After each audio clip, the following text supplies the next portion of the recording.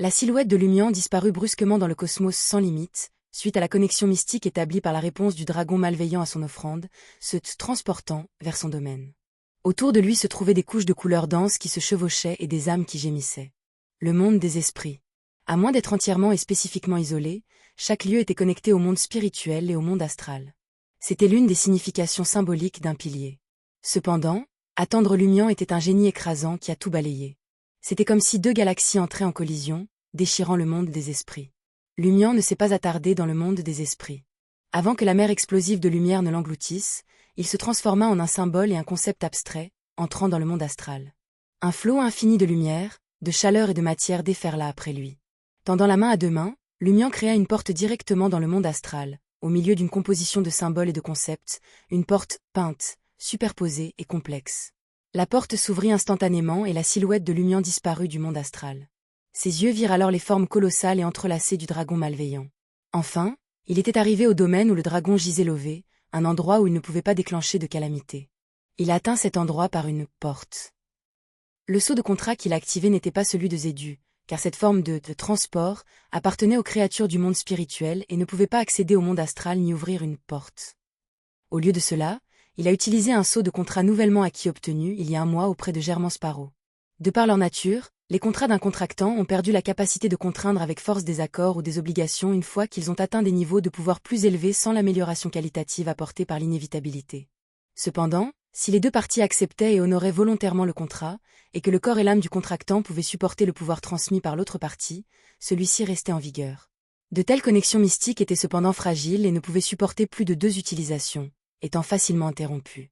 Avant d'affronter la démone primordiale, Lumian s'était aventuré dans le monde astral, où il recherchait les faveurs angéliques des vrais dieux pour ses soldats fantoches. Il avait également signé un contrat avec Germain Sparrow, qui utilisait le caractère unique de la voix de la porte, pour se préparer aux situations dans lesquelles il ne pouvait pas compter sur ses soldats fantoches. Lors de cette bataille précédente, alors que la démone primordiale s'était effectivement retenue, Lumian l'avait fait aussi, gardant certaines de ses cartes cachées. Plus tôt, Lumian a attendu que le rituel sacrificiel prenne effet et que le dragon malveillant réponde avant d'activer le sceau de contrat qui représentait le pouvoir de haut niveau de la voix la porte. Il s'agissait de confondre le dragon avec sa persévérance et son voyage, en l'attrapant dans un moment de distraction afin qu'il ne détecte pas ou ne perturbe pas la connexion contractuelle à temps. Et de plus, le rituel renforçait le lien mystique entre Lumian et le dragon, lui permettant de le localiser et d'atteindre sa destination, malgré le puissant brouillard de guerre du dragon.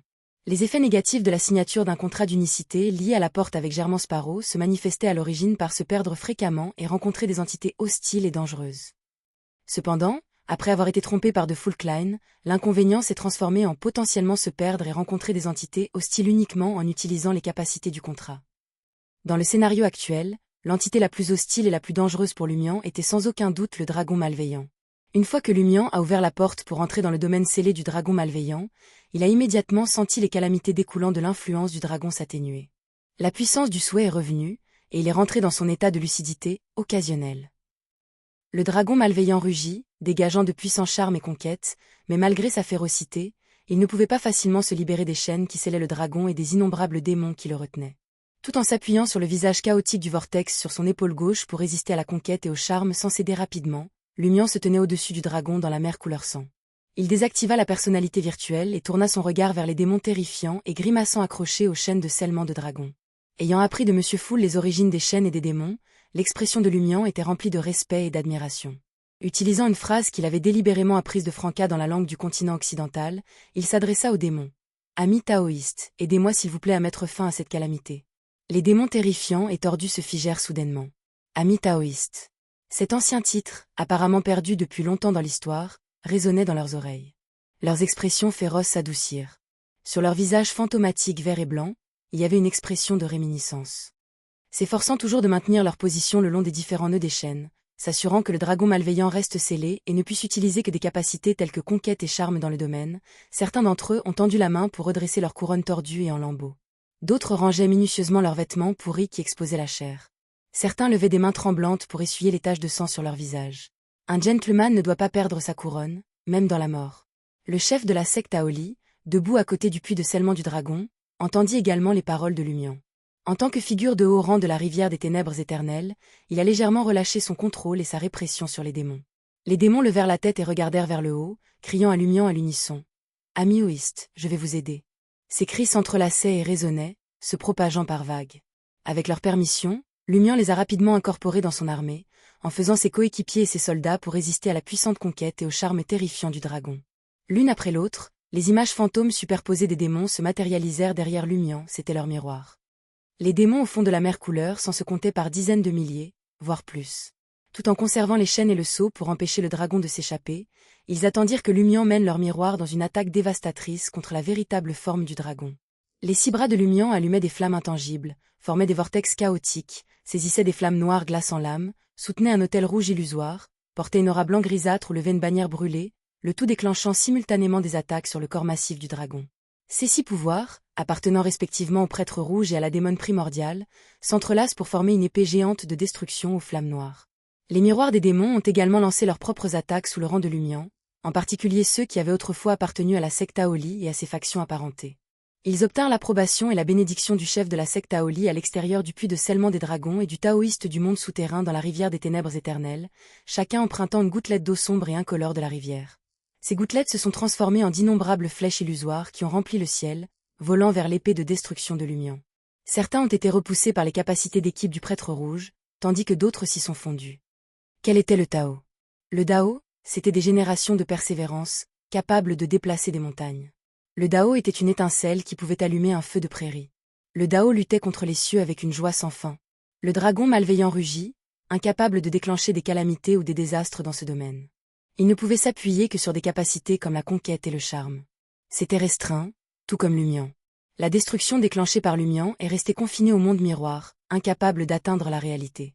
Pendant ce temps, la véritable forme du dragon n'était pas dans le miroir, elle était scellée et contrainte. Les démons qui avaient emprunté l'eau de la rivière des ténèbres éternelles, leurs 2 miroirs les soies et les vraies formes ont succombé l'un après l'autre à l'érosion du pouvoir de la séphira. Pourtant, aucun n'a montré de douleur. Leurs expressions étaient calmes et sereines, avec des sourires d'attente et espoir. Les démons restants, voyant l'épée de destruction aux flammes noires se rapprocher toujours plus du dragon, sourirent également. « Venez, frappez-nous » À mesure que de plus en plus de gouttelettes de la rivière des ténèbres éternelles fusionnaient, l'épée flamboyante géante que Lumian avait créée devenait plus petite et plus sombre. Bientôt, elle s'est transformée en une épée de taille normale, que n'importe quel humain pourrait manier. L'épée, entièrement sombre, continuait à se contracter comme si elle compressait les concepts de temps, d'espace, de création, de mort, de destruction et de renouveau en un seul point. Alors que l'attaque miroir approchait du domaine du dragon, le maître céleste, le saint moine et d'autres autour du puits de scellement du dragon rendirent leur phénomène de plus en plus évident, les fusionnant dans le puits. Avec un fracas, les eaux rouges s'en ont déferlé, brisant chaîne après chaîne. Au dernier moment, les personnalités de haut rang du continent occidental ont levé le sceau, permettant aux calamités et aux apocalypses d'éclater dans le domaine du dragon. L'attaque de Lumian a transpercé le monde miroir, entrant dans la réalité et frappant les têtes des dragons malveillants derrière lui. Les démons se sont dissipés un à un en raison de l'érosion du pouvoir de la séphira. Devant de lui, d'autres démons se sont effondrés sous la force de la destruction. Voyant cela, une vague d'émotion intense éclata dans le cœur de Lumian. Il a crié fort, « Combattez !» Se battre signifiait tout donner, avancer sans relâche. Combattre signifiait se sacrifier avec une grande ambition, oser changer les cieux et la terre. Combattez. Avec ce cri, Lumian enfonça l'épée sombre et instable dans les coups entrelacés du dragon. Immédiatement, une petite et sombre singularité s'y forma, déchirant la chair, les flammes, l'acier et les os environnants, consommant toute autorité, concept et symbole. Le corps entier du dragon malveillant se cambra en arrière, émettant un hurlement silencieux. Puis, avec les chaînes de scellement et les démons, il fut dévoré par la singularité. L'obscurité s'est déstabilisée, s'étendant en une explosion qui a libéré une immense lumière et chaleur. Une par une, toutes les substitutions miroirs de Lumian se brisèrent et son corps apparut à la limite du domaine. Il regarda devant lui, ne voyant que le vide où il ne restait plus rien. Mais à ce moment-là, une aura frénétique et violente du dragon a recommencé à envahir le vide. Son corps massif se reformait. En tant que conscience dérivée de la cité de la calamité, son esprit était indestructible. Une fois sa forme physique effacée, il pourrait bientôt renaître de la cité de la calamité. Les cultivateurs du continent occidental n'avaient pas tué le dragon lorsqu'ils pouvaient le sceller en un domaine où la plupart de ses pouvoirs et calamités étaient annulés. Ils avaient compris que c'était inutile. Voyant cela, Lumian n'était pas déçu, il avait été préparé. La deuxième phase de la bataille était sur le point de commencer. Un pur choc de conscience.